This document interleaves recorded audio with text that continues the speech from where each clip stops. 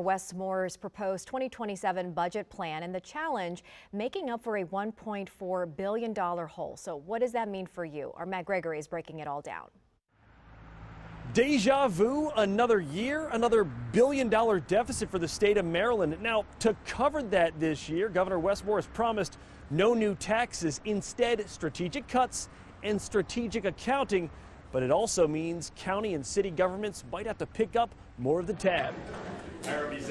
Before noon, Governor Westmore walked out to his fourth and perhaps most consequential budget presentation. This budget shows that we can spend wisely and also protect our values. Amid these hundreds of pages, there's a plan for a $70.3 billion budget that also alleviates a $1.4 billion deficit. And this budget does not raise taxes or fees on Marylanders. Moore pointed out the deficit formed from several fronts: inflation, declining revenues, and federal cuts. There's been no state that's been hit harder by these reckless policies of the Trump-Vance administration than the state of Maryland. But when asked if the state's overall spending bears some of the blame, Maryland's spending did not cause 25,000 people to be fired. To cover the deficit, Budget Secretary Jake Wiseman said it'll take many strategic cuts. We have cuts ranging from, I want to say it's 40,000 at our lowest, to up to that $322 million. Nearly $600 million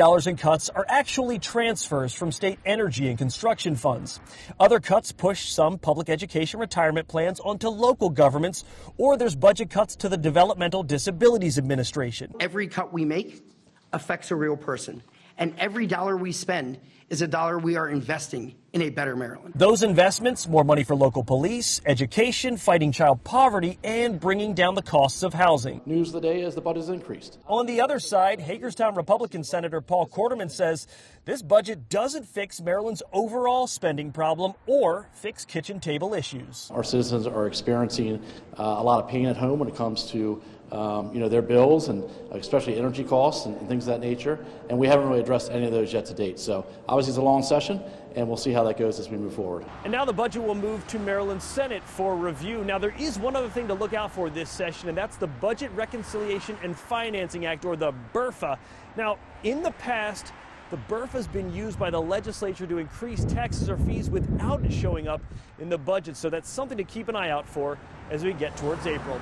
In Annapolis, I'm Matt Gregory, WUSA 9.